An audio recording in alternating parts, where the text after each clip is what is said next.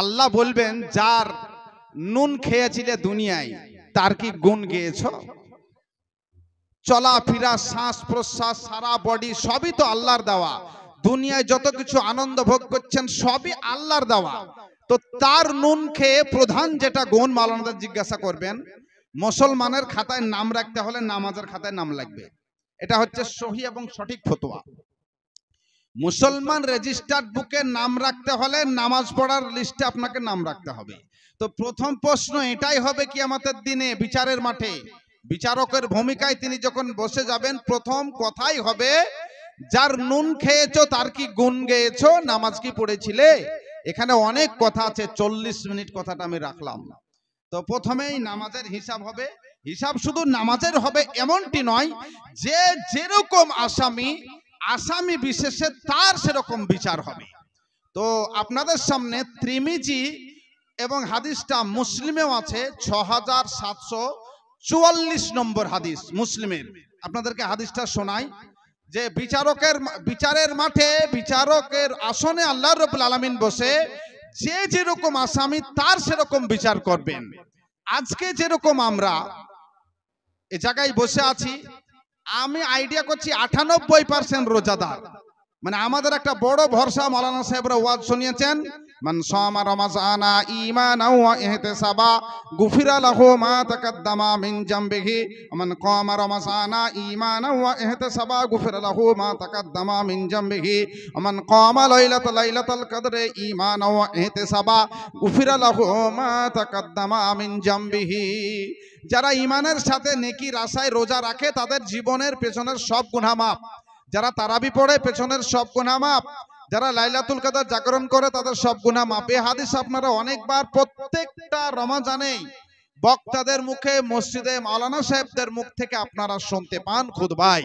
ফলে আমাদের ধারণা আমাদের অনেক নেকি, যাকাত দেওয়া অনেক নেকি, রোজা রাখা নেকি, নামাজ পড়া অনেক নেকি, জান্নাত আমাদের বাঁধা। বন্ধুগো আমার, বিচারের মাঠে বিচারক আল্লাহ রাব্বুল আলামিন তিনি বসে যাওয়ার পরে যখন বিচারকের ভূমিকায় বসে যাবেন, আপনি নামাজ পড়ে, আপনি রোজা রেখে, আপনি হজ করে, আপনি যাকাত দিয়ে নেকি পাহাড় পাহাড় আপনি জমা করেছেন। কিন্তু বন্ধুগো আমার, পৃথিবীর মাটিতে এমন কিছু আপনার ত্রুটি আছে, আপনার এমন কিছু ভুল রেখে দুনিয়া থেকে চলে গেলেন, যেই ভুলটা আপনার জান্নাতে যাওয়ার বাধা হয়ে দাঁড়িয়ে যাবে বিচারের মাঠে। আপনি লেখাপড়া খুব ভালো করলেন, ডিগ্রি অর্জন করলেন, সবকিছুতে পাস করলেন, চাকরি ফাইনাল জয়েন করতে গিয়ে দেখছেন যে আপনার নামে একটা ফৌজদারি মামলা ঝুলছে। যারা চাকরি করছে তাদেরকে জিজ্ঞাসা করেন, চাকরিতে জয়েন করতে গিয়ে নেট থেকে যদি আপনার দেখায় যে আপনার নামে একটা ফৌজদারি মামলা আছে, আপনার চাকরি ওই আপনার ফৌজদারি মামলা চাকরিতে আপনার বাধা হয়ে দাঁড়াবে। পাসপোর্ট করতে যাবেন, যদি আপনার নামে একটা ফৌজদারি মামলা থাকে, পাসপোর্ট আপনার বাধা হয়ে দাঁড়াবে। বন্ধুগো আমার, পাহাড় পাহাড় নেকি অর্জন করার পরেও বিচারের ময়দানে, বিচারের মাঠে এমন কিছু বড় গুনাহ আপনি করে রেখেছেন, বিচারক মহাশয় আল্লাহ রাব্বুল আলামিন প্রভু দয়াময় খুঁটিনাটি সেই জিনিসগুলোকে যখন আপনার সামনে তুলে ধরবেন, আর ওই ব্যক্তিগুলো যখন আপনার সামনে গিয়ে দাঁড়িয়ে যাবেন, আপনার চোখ দিয়ে তখন সরষের ফুল ফুটবে। হাদিসটা আপনাকে শোনাই। আল্লাহ রাসূল সাল্লাল্লাহু আলাইহি ওয়াসাল্লাম বলছেন, হাদিসটা তিরমিজিতে আছে এবং মুসলিমের 6744 নম্বর হাদিস। আল্লাহর রাসূল বলছেন, আতাদরুনা মানিল মুফলিস। সাহাবায়ে কেরামকে আল্লাহর রাসূল বললেন, ওগো সাহাবায়ে কেরাম, তোমরা কি জানো তোমাদের ভিতরে সবচেয়ে গরীবকে, তোমাদের ভিতরে সবচেয়ে নিঃস্ব ব্যক্তিকে? সাহাবায়ে কেরাম বললেন, আল্লাহর রাসূল গো, আমাদের মধ্যে সেই ব্যক্তি বেশি গোলাম মাল্লা দিরহামা লাহু ওয়ালা মাতা, যার টাকা পয়সা নাই, যার জমি জায়গা নাই, যার গাড়ি বাড়ি নাই, যার সম্পদ নাই, যার ব্যাংক ব্যালেন্স নাই, সেই লোকটাই হচ্ছে গরিব, সেই ব্যক্তিই হচ্ছে নিঃস্ব। আল্লাহ রাসূল বলছেন, না না, সেই ব্যক্তি প্রকৃত পক্ষে নিঃস্ব নয়, প্রকৃত পক্ষে সেই ব্যক্তি হচ্ছে নিঃস্ব। আল মুফলিসু মিন উম্মতি, আল মুফলিসু মিন উম্মতি। আল্লাহ রাসূল বলছেন, প্রকৃত পক্ষে নিঃস্ব হচ্ছে সেই ব্যক্তি, গরিব হচ্ছে সেই ব্যক্তি, আল মুফলিসু মিন উম্মতি মাইয়াতি ইয়াউমাল কিয়ামাতে বিসসালাতি ওয়া সিয়ামি ওয়া যাকাতিন। আল্লাহ রাসূল সাল্লাল্লাহু আলাইহি সাল্লাম বলছেন, কালকে কিয়ামতের মাঠে আমার এমন কিছু উম্মত আছে যারা আল্লাহর সামনে বেসলাতিন মানে নামাজ পড়া নাকি, আল্লাহ রাসূল বলছেন ওয়া সিয়ামিন রোজা রাখা নাকি, ওয়া যাকাতিন যাকাত দেওয়া নাকি, ওয়া ইয়াতি কাদ সাতামা হাজা ওয়া কাযাফা হাজা ওয়া আকালা মালা হাজা ওয়া সাফা কাদামা হাজা ওয়া জারাবা হাজা। আল্লাহর রাসূল বলছেন আমার উম্মতের ভিতরে সেই সবচেয়ে গরীব ব্যক্তি, সেই সবচেয়ে নিঃস্ব ব্যক্তি কালকে কিয়ামতের মাঠে তারা নেকির ধনী হবে। এত নেকি হবে যে সে ধনী হয়ে থাকবে, আর ওই ধনী নেকিওয়ালা আল্লাহর সামনে হাজির হবে নামাজ পড়া নেকি নিয়ে, যাকাত দেওয়া নেকি নিয়ে, দান খয়রাত করা নেকি নিয়ে, নফল রোজা রাখা নেকি নিয়ে, নামাজ পড়া নিয়ে, বিভিন্ন ধরনের নেকি নিয়ে, পাহাড় পাহাড় নেকি নিয়ে আল্লাহর সামনে হাজির হবে হাসতে হাসতে। এমন সময় আল্লাহর রাসূল বলছেন ওয়া ইয়াতি কদ শাতামা হাজা, পাহাড় পাহাড় নেকি নিয়ে যখন হাজির হবে, কোর্টে পাস করে গেছি এমন কিছু লোক আছে তারা তখন সুপ্রিম কোর্ট করে দেবে। হ্যাঁ, একটা হচ্ছে আপনার সাধারণ কোর্ট, তারপরে হচ্ছে হাইকোর্ট বা সুপ্রিম কোর্ট। এমন কিছু ব্যক্তি আছে তখন আপনার জন্য সুপ্রিম কোর্ট করে দেবে, অর্থাৎ আল্লাহকে দরখাস্ত করবে কি কদ শাতামা হাজা, এক ধরনের লোক গিয়ে এমন কিছু লোক গিয়ে বলবে আল্লাহ গো কদ শাতামা হাজা, এই আফজাল মাওলানা, এই মাস্টার, এই ডাক্তার, এই ভ্যান চালক, এই রিক্সা চালক, এই আব্দুল্লাহ, এই আব্দুর রহমান, এই পিন্টু, তোমার এই বান্দা আল্লাহ গো আমাকে গালি দিয়েছিল। এমন কিছু ব্যক্তি আল্লাহর সামনে গিয়ে বলবে আমাকে আল্লাহ গালি দিয়েছিল, কদ শাতামা হাজা ওয়া কাযাফা হাজা। এমন কিছু লোক গিয়ে বলবে আল্লাহ এই ব্যক্তি আমার উপরে তহমত লাগিয়েছিল, এই ব্যক্তি আমাকে তহমত দিয়েছিল, এই ব্যক্তি আমাকে অপবাদ দিয়েছিল। আল্লাহর সামনে গিয়ে এমন এক ব্যক্তি গিয়ে সুপ্রিম কোর্ট করে দিবে। ওয়া আকালা মালা হাজা, এমন কিছু লোক গিয়ে বলবে আল্লাহ আমার জমি জব্দখল করে খেয়েছিল। ওয়া সাফাকা দামা হাজা, এমন কিছু লোক গিয়ে বলবে আল্লাহ গো আমাকে মেরে আমার মুখ চোখ ফাটিয়ে দিয়েছিল, রক্তপাত করেছিল। ওয়া জারাবা হাজা, আরো কিছু লোক গিয়ে বলবে আল্লাহ গো তোমার এই ব্যক্তি আমাকে অকারণে মারধর করেছিল। আল্লাহ রাসূল বলছেন ফায়ুতি হাজা মিন হাসানাতিহি, তখন ওই যে ব্যক্তি পাহাড় পাহাড় নেকি নিয়ে আল্লাহর সামনে হাজির হয়েছে, আল্লাহ রাব্বুল আলামিন তখন ওই নেকিওয়ালার কাছ থেকে নেকি নিয়ে, যারা বলবে গালি দিয়েছে, মারপিট করেছে, অন্যান্য যে দোষীরা গিয়ে সুপ্রিম কোর্ট করবে আল্লাহর কাছে, যখন আপিল করবে আল্লাহ নেকি নিয়ে তার ঘাড়ে চাপিয়ে দিবে। এভাবে তারা একের পর এক দোষী আসতেই থাকবে আর তার নেকি দিতেই থাকবে।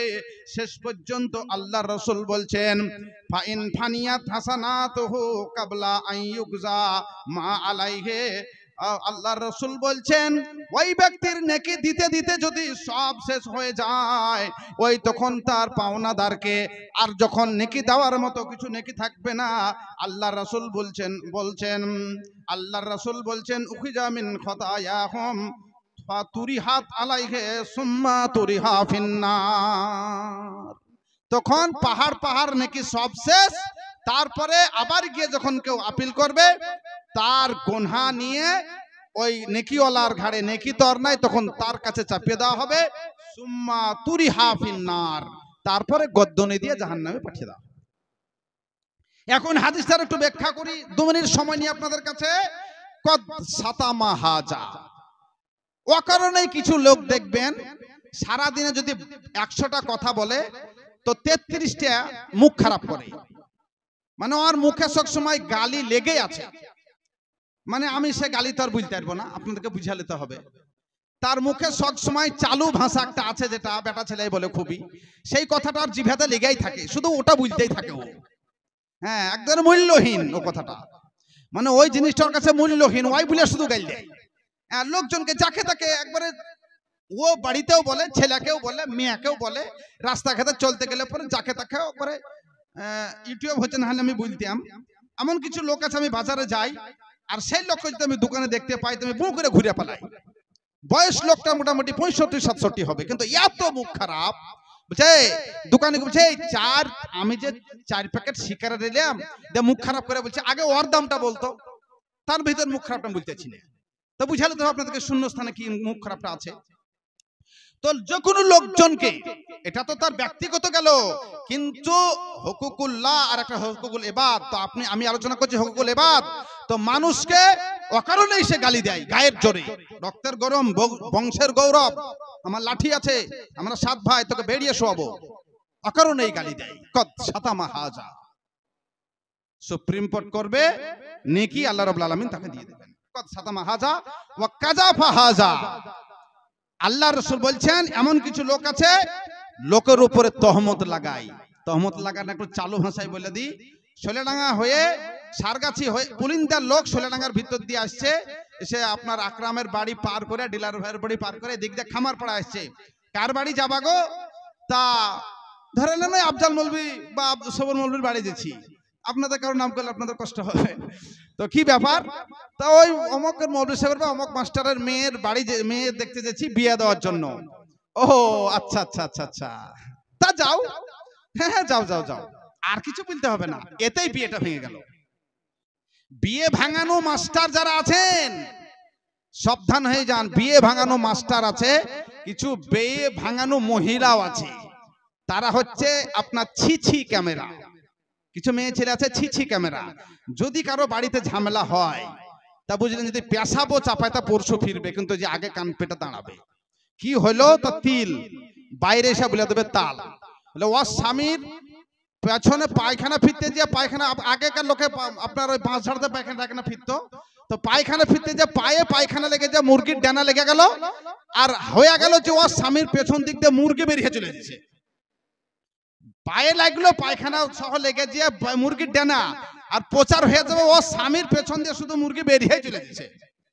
তো যারা মানুষের বিয়ে ভাঙান, মানুষের উপরে তহমত লাগান, শ্বশুর শাশুড়িকে অমক বোটা ভাতই দেয় না। আরে যে বউ আর যে বেটা শাশুড়িকে ভাত দেয়, বুড়া বৃদ্ধা বাপ মাকে, যে শ্বশুর শাশুড়িকে বেটারা পুষে, তারাই জানে কত জ্বলন। শুরু ছেলের যখন জ্বলনের শেষ থাকে না, মানুষের বয়স যখন 60 পার হয়ে যায় ওরও জ্বলনের শেষ থাকে না। তো কষ্ট করে মানিয়ে নিয়ে তাকে ভাত দিতে হয়, তার ভিতরে বকাচকা হতে পারে, তা বলবে আরে ওই বোটা খুব বদমাশ, শ্বশুরকে ভাত দেয় না। কিন্তু ওই বোটা যে শ্বশুর শাশুড়ির জন্য কত কষ্ট করে ওই বউটাই জানে আর ওই ছেলেটাই জানে। কিন্তু বদনামের দিন সবাই শুনতে পায়, কিন্তু সকালবেলায় রোজ চোখ মুখ মুছিয়ে দেয়, সেটা কিন্তু কেউ দেখতে পায় না।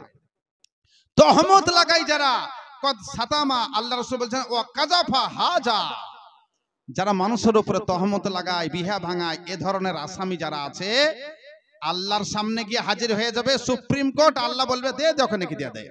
এবার নেকি মাইনাস হচ্ছে। আমি বলছি না, আপনারা মুসলিম হাদিস, তিরমিজি হাদিস, দুটো হাদিসে পাবেন। হাদিস নম্বর বলে দিয়েছি 6744 নম্বর।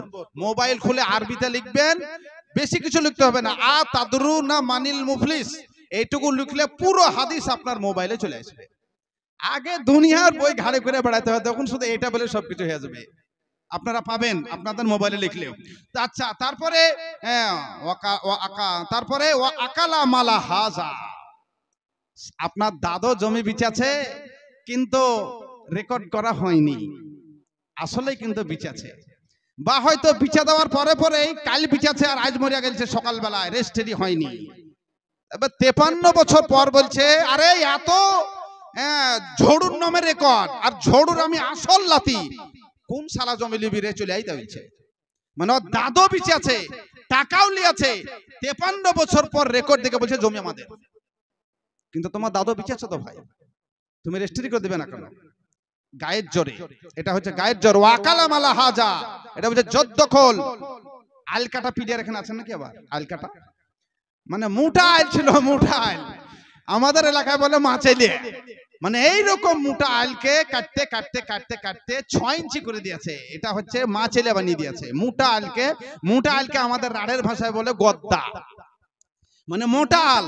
সে আলকে কাটতে কাটতে কাটতে মাছেলে বানিয়ে দিয়েছে পোলের সমান, যে শেষ পর্যন্ত এই লেভেল লাঠালাঠি।